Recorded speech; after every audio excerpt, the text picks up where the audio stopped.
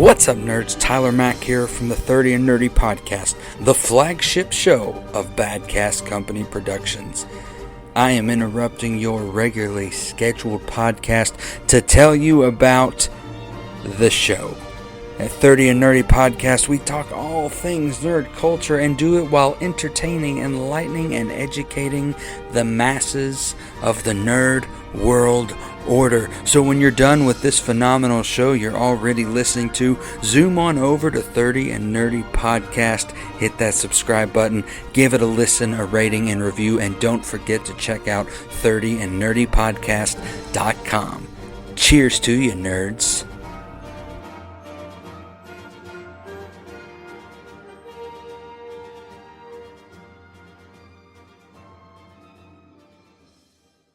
This episode is brought to you by the Slash and Cast Podcast Network. Learn more at slashandcast.net.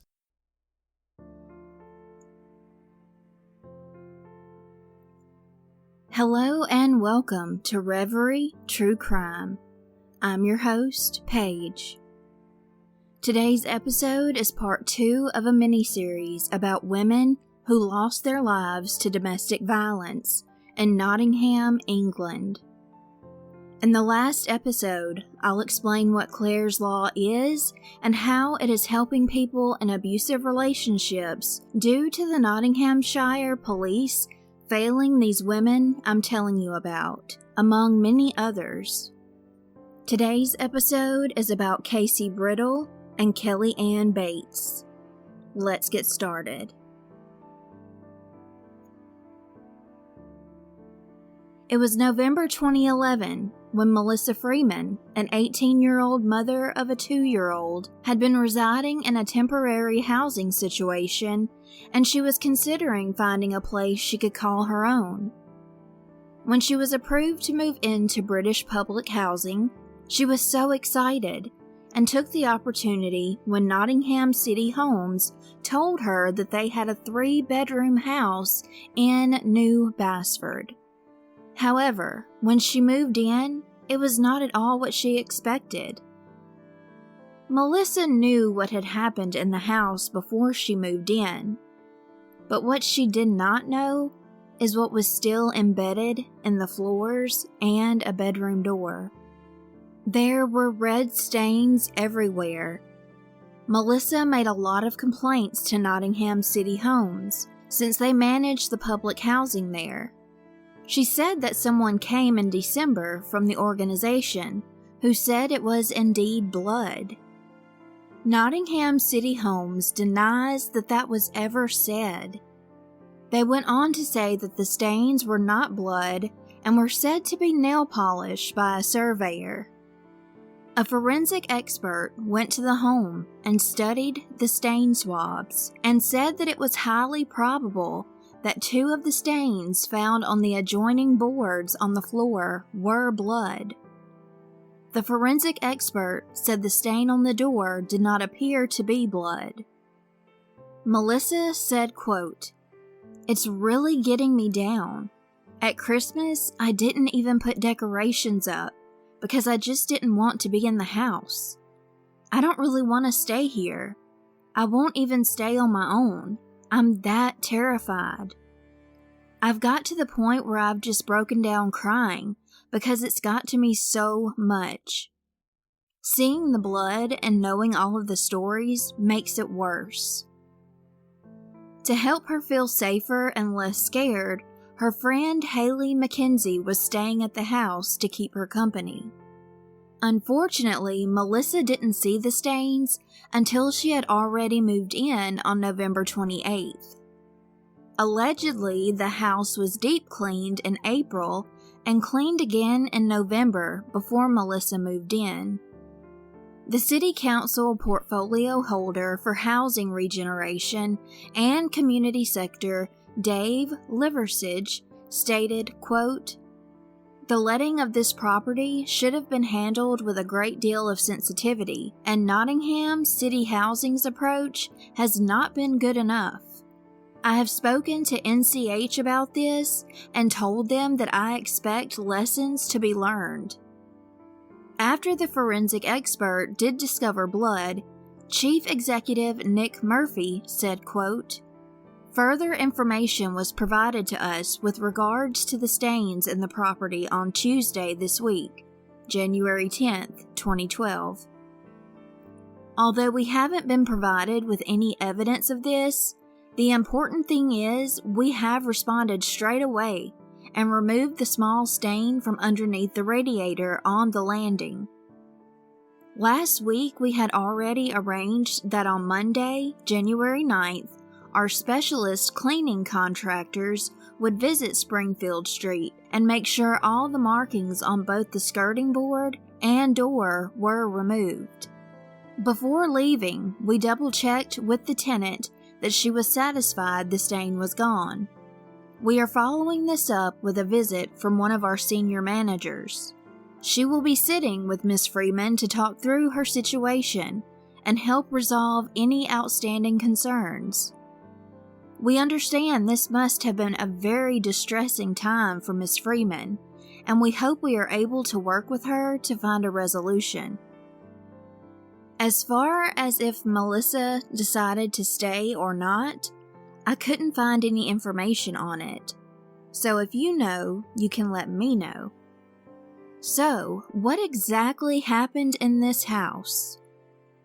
21-year-old mother of a toddler at the time in 2010, Casey Brittle, had her own home which she sometimes shared with the father of her baby, Sanchez Williams, who was 27 years old. They had been together for 4 years. He was notorious for his violent behavior. Nottinghamshire Police had responded to not 1, not 2, but 11 calls between September 2008 to August 2010 because of how Sanchez was being abusive to Casey. The Independent Police Complaints Commission said police didn't enforce positive action. They didn't carry out bail provisions which would have prohibited Sanchez Williams from communicating with Casey, and they demonstrated a lack of understanding of domestic abuse procedures. Casey spoke to the police on numerous occasions, telling them that she was terrified of Sanchez. They didn't act on her complaints and fears. Like many victims of domestic violence, she was hesitant to press charges against him. There was even a time when Casey was shopping and Sanchez assaulted her, which was caught by CCTV, and people overheard him saying he was going to kill her. The police didn't even investigate. In October 2010, Sanchez attacked Casey in the bedroom in front of their 2-year-old daughter. The little one kept going in the room at least 4 times during the assault, which would eventually lead to Casey's death. Their 2-year-old was yelling and crying, "I want my mommy," which was overheard by the neighbor. Casey didn't make it due to her many injuries inflicted on her head by Sanchez. She also had a fractured jaw, many cuts and bruises. Part of her ear was gone, and both eyes were swollen shut. Casey and Sanchez Williams' daughter sat in the bedroom by herself for hours while her mother laid unconscious. She eventually fell asleep at the foot of her mother's bed. Casey passed away while in transit to the hospital. Casey's cause of death was multiple blunt force injuries, mostly to her head. There were 27 separate injuries to her face and head. 6 police officers faced misconduct raps, and another 4 police officers have been disciplined for unsatisfactory performance. Victoria, Casey's mom, did not really put any blame on the police. Victoria said, quote, "I know mistakes were made in dealing with previous attacks involving Casey, but there's only one person responsible for my daughter's death, and that is Sanchez Williams. Maybe one small change in the way things were handled could have saved her, Or maybe Sanchez Williams was a time bomb, just waiting to explode, and nothing that anybody could have said or done was ever going to prevent him from murdering Casey. Victoria went on to say, quote, "I miss her. I just miss her so much.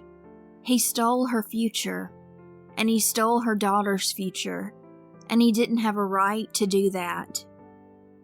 Sanchez Williams confessed to what he had done, and in March of 2011, he was given a life sentence, with the minimum being 15 years in prison before he could be considered for parole. A few months later, in June, that was increased to at least 20 years. While Sanchez kept his head down during the evidence being shown, also crying, Casey's dad yelled at him to look up. Everyone in the courtroom applauded.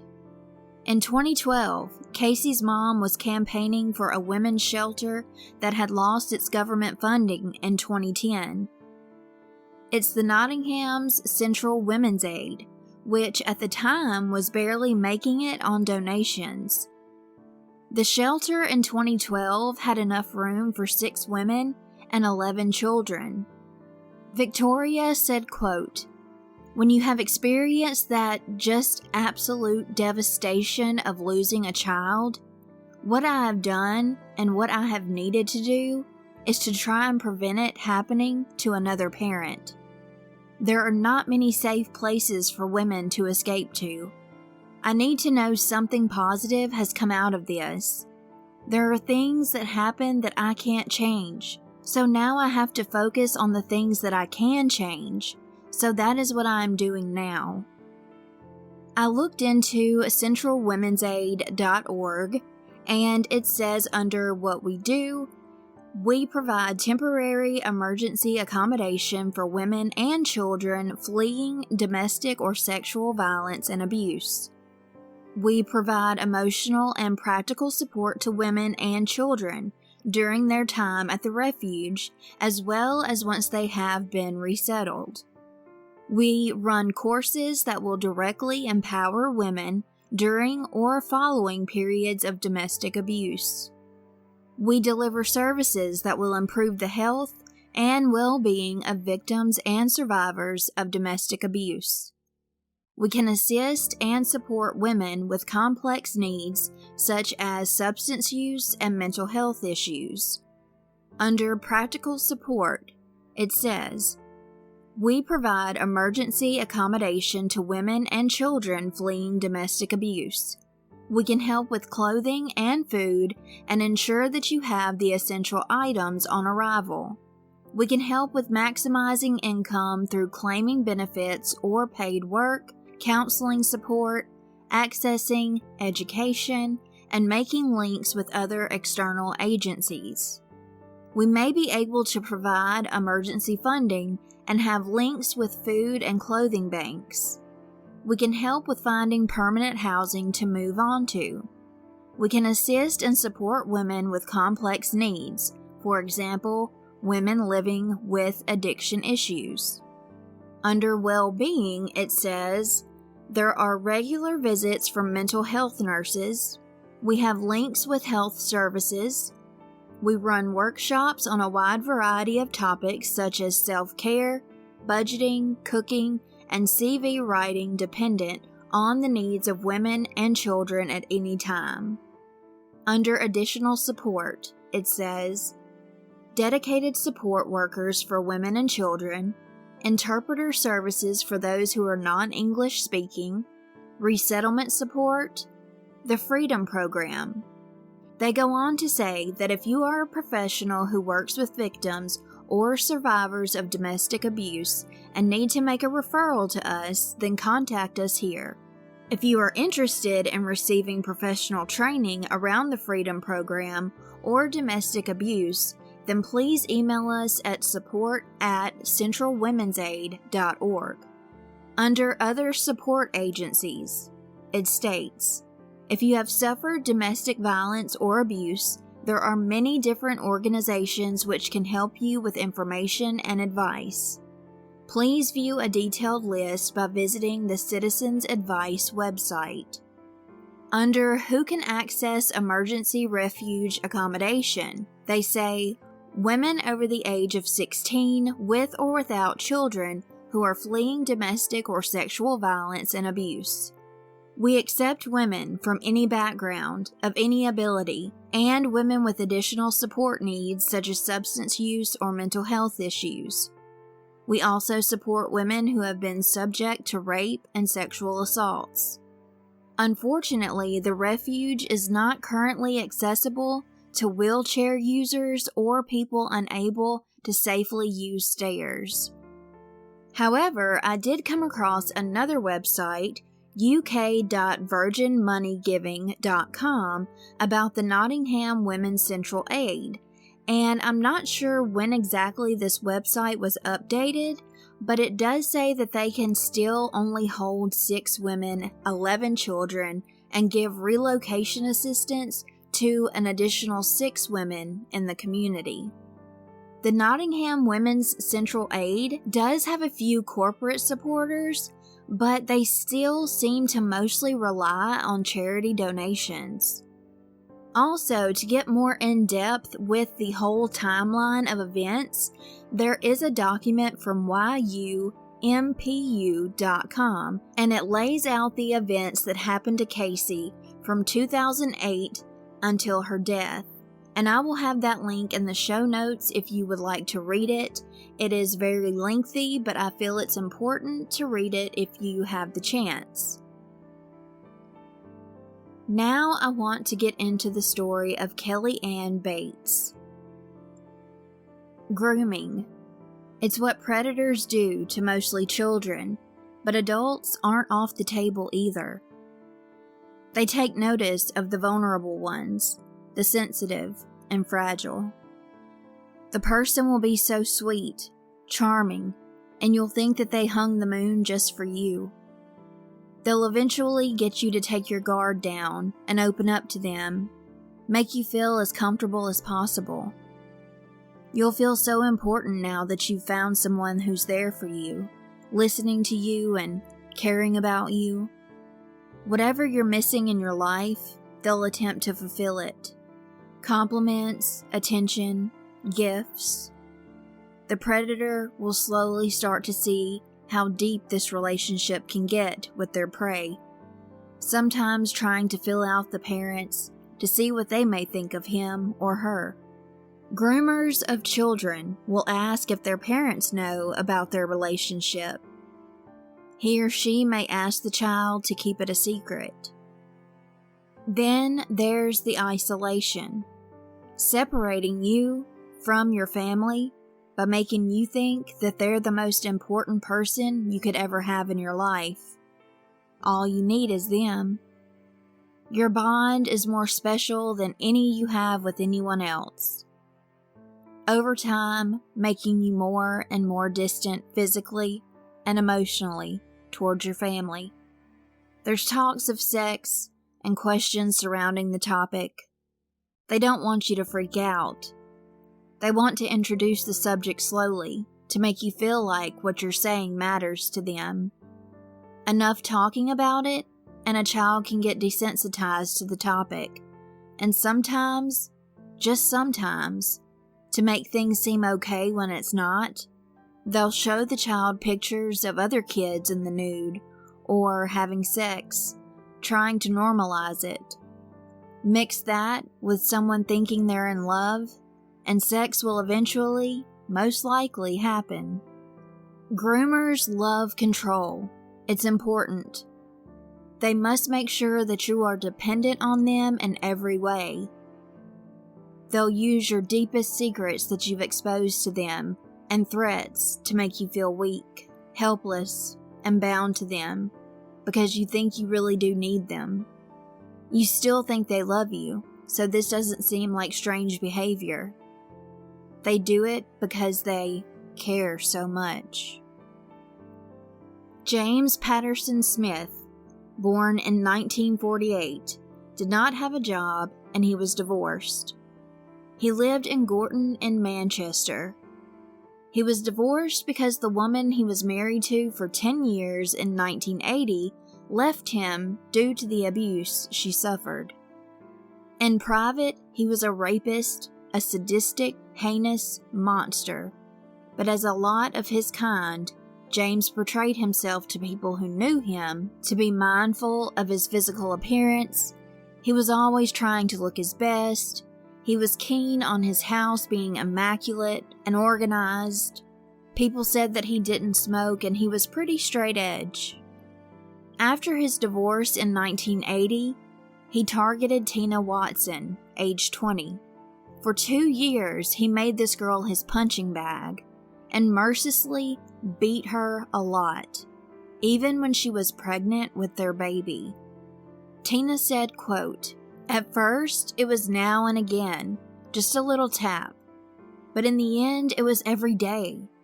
He would smack me in the face or hit me over the head with an ashtray. He would kick me in the legs or between the legs." James also tried to kill Tina. He attempted to drown her in the bathtub as she was in the midst of bathing. Tina Watson went through hell, but she was one of the fortunate ones in the end because she was able to get away from him in 1982. James wasn't going to give up on finding a female to groom and abuse. He met a 15-year-old child named Wendy. Of course, she was violently attacked, and as James did with Tina, he tried to drown Wendy too. This time, he tried a different method. He grabbed Wendy and shoved her head in the kitchen sink, which was full of water. His attempt was unsuccessful. James was still on the prowl, like a lion, laying in the grass, hunting weaker prey. Then he spotted her and did not hesitate to leap at the opportunity to snatch up a young, unexpected target. Kelly Ann Bates was born on May 18, 1978, to Tommy and Margaret Bates. At the young age of 14 in 1993, she was Sadistic James's new victim. At this time, he was well into his 40s. Kelly Ann had been babysitting for a friend, and unfortunately their paths crossed, and he allegedly asked her if he could walk her home. 2 years later, Kelly left school and decided to move in with James. The age difference was obviously going to be a problem with her parents, so that became a skeleton in her closet for a while. Eventually, though, he did meet her parents under the false name of Dave, saying he was 32 years old. Kelly's mom said, quote, "As soon as I saw him, the hairs on the back of my neck went up.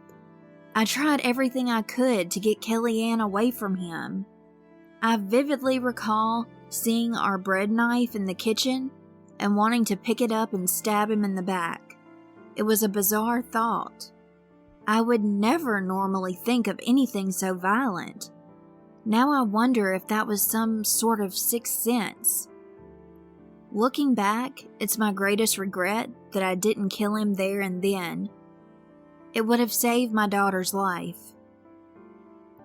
James made Kelly Ann's parents think that he loved her, that he would do anything for her, and cared about her well-being. If Kelly stayed out late at night, James would call her parents and express his concerns and worries. There did come a time when Kelly's mother had a feeling that she was being fooled. She confronted James and asked him why he wasn't being honest about his name and age. James said, quote, "I didn't tell you because I thought you wouldn't want me being with Kelly because of the age difference." At this time, James was 48 years old. Kelly and James had a verbal fighting match in November of 1995, which led to her leaving him, but it was not long before she was back living with him again. Any time that Kelly went home, Margaret obviously saw her daughter was losing a lot of weight. She wasn't taking care of herself, and she wasn't taking baths. Kelly's parents begged and pleaded for her to come home, to leave him numerous times, but the legal system in England deemed her an adult. Her parents cannot legally make her leave him. The abuse and isolation had begun.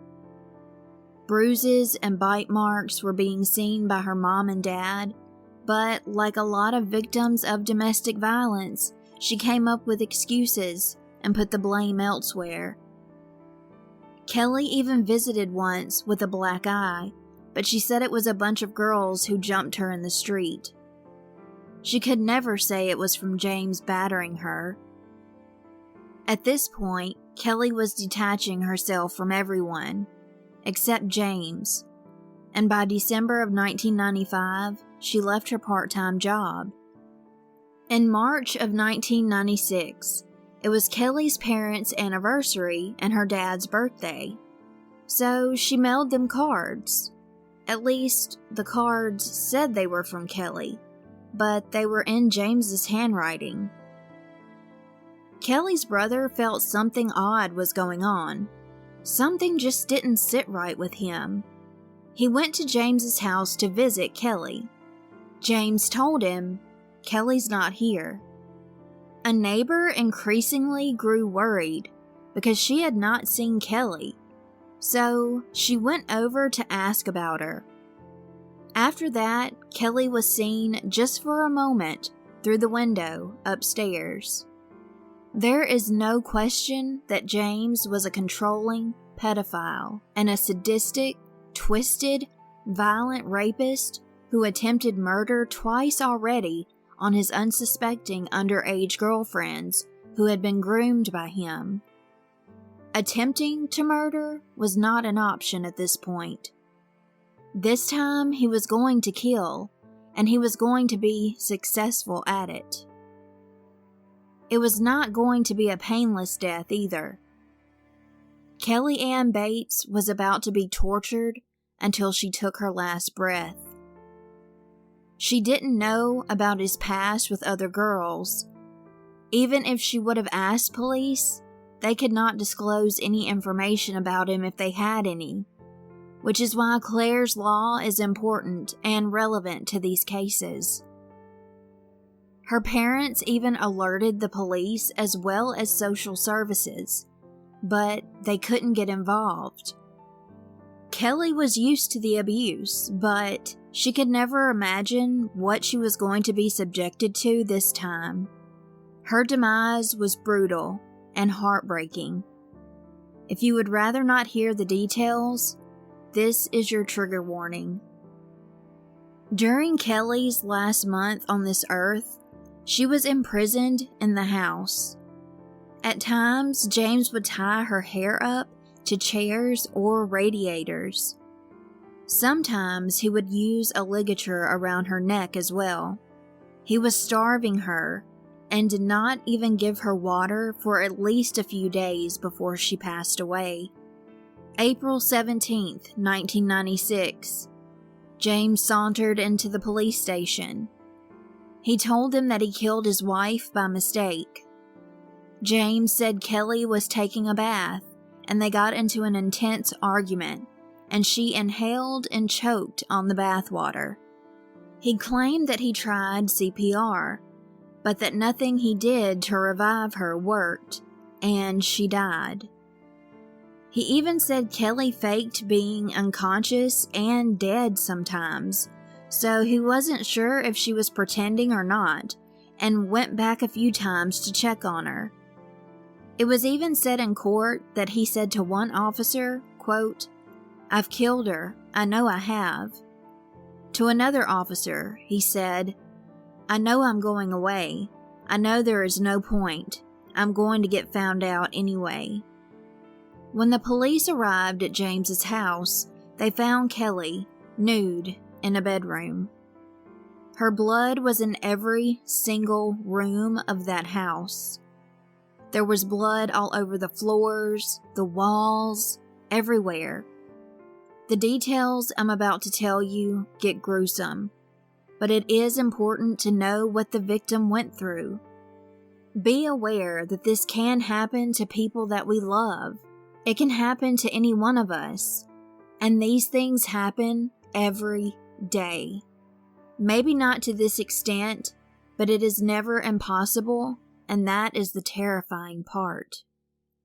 This is why I urge you all, if you or someone you know are in a bad situation, to visit the websites in the show notes. It's vital and could save a life. On April 16th, 1996, the police went to Tommy and Margaret's home to tell them that Kelly Ann was dead. The post-mortem exam was horrific. Kelly had over 150 injuries all over her body.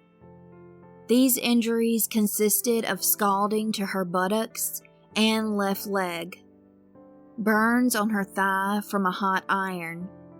Her arm was fractured, and she endured many stab wounds caused by knives, forks, and scissors.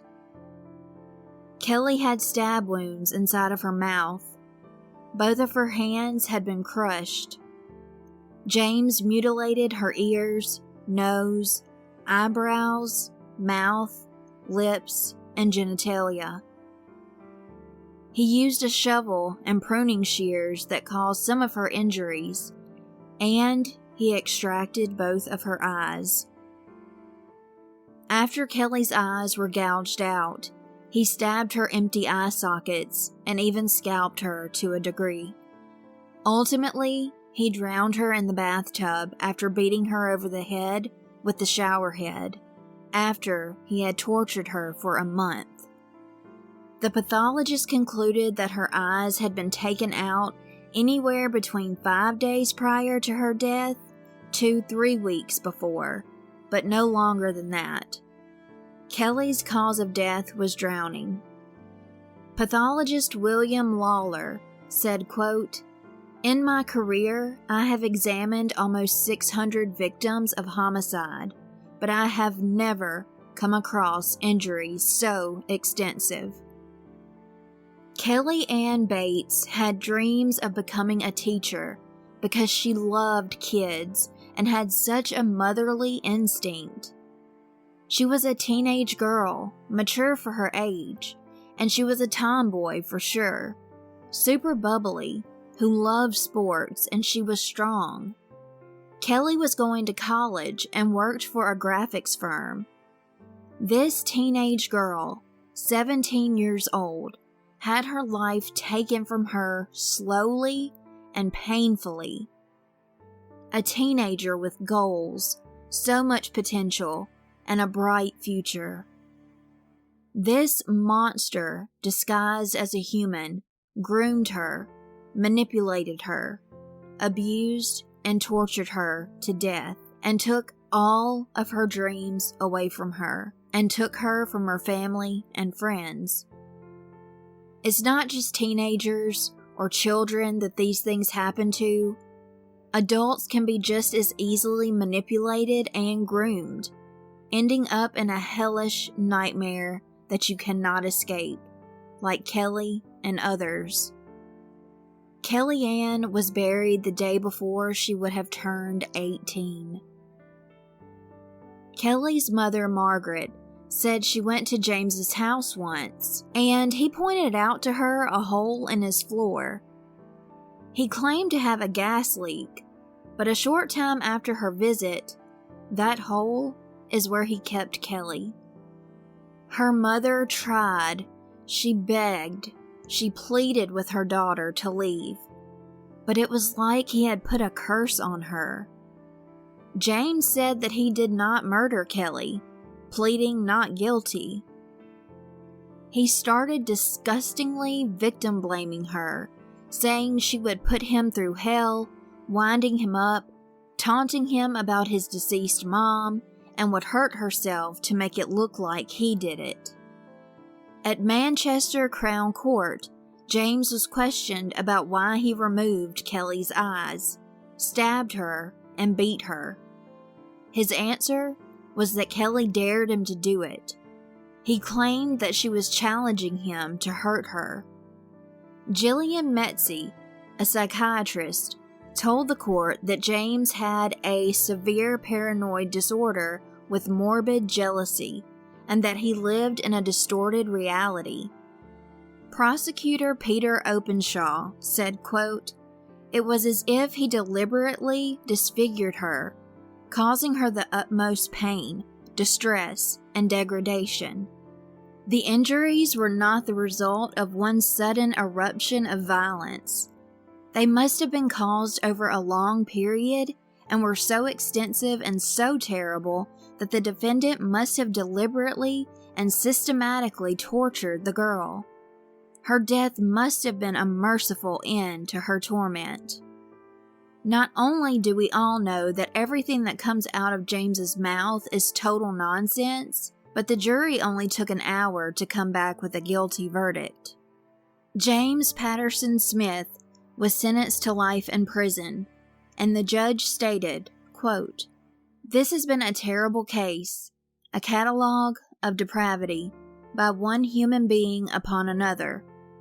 You are a highly dangerous person. You are an abuser of women, and I intend, so far as it is in my power, that you will abuse no more." The jury had to look at the pictures of Kelly's injuries, the autopsy, and hear detail after detail about all of the violence. The case was so disturbing and traumatizing that professional counseling was made available to all the jurors so they could try to deal with what they experienced throughout the trial. From what I read, all of the jurors accepted the counseling. In 1998, Kelly's parents set up the Support After Murder and Manslaughter. The two would conduct get-togethers for support and events for other families that were dealing with murder and manslaughter. Kelly's mom, Margaret, said that James's sentence will never be enough, and she lost the best thing that had ever happened to her. Margaret said, quote, "Kelly was a good girl. As well as babysitting, she had a job on a market stall on weekends. She played hockey, and she was clever at school. She was hard-working and sensible, and I could never have dreamed she was being groomed by a monster." At the age of 65, Margaret passed away in a hospital right before Christmas 2020, after she had battled with breast cancer twice and went through radiotherapy treatment, which wore down her immune system. Margaret also had asthma and began having trouble breathing. On December 17th, respiratory failure was the cause of her death. This year, James Smith will have his chance at parole, and it had been weighing intensely on Kelly's mom's mind, heart, and soul. The family's home had been demolished, so there could be a supermarket called Tesco built there. Well, Margaret began to work at the supermarket as a cashier. She said she felt she was closest to Kelly when she worked there. She said, quote, "My checkout desk overlooks the spot where our living room once stood. It is a real comfort to be surrounded by my memories and the familiarity of the past. I feel near to Kellyanne on my checkout. It's my safe place. I know her spirit is there. I feel like she's home again." Kellyanne's dad, Tommy, has been having a really hard time dealing with the deaths of his daughter and wife. Tommy also has health issues. He made the comment that his head was, quote, "away with the fairies." He still has his and Margaret's sons by his side, Andrew, age 39, and Paul, age 33. Since Margaret's passing, people have paid tribute to her. They've always had amazing things to say. Examples of this would be the things that they all say on Facebook. Amy Fisher wrote, "What can you say about this lady? other than she was one of the loveliest ladies I've ever met. Lovely, golden heart, time for anyone. Rest in peace with your girl. Ellen Grosvenor wrote, quote, heartbreaking, absolutely lovely lady, back with her Kellyanne. Leighton McMyler said, quote, she always had a smile for everyone and was so warm and friendly. I could always have a nice chat and a laugh with her. Being old school, she always addressed people with sir or madam and would often help people pack their shopping. Margaret managed to carry on daily, being friendly and chatty to complete strangers. How brave and strong she must have been. Kelly's dad and Margaret's beloved husband, Tommy, said that Margaret always wanted to go be with Kelly. Thank you all so much for listening to part 2 of this series. Come back and join me this coming Monday for a new episode. Part 3 will be about Denise Skilbeck. Until next time, stay safe and take care.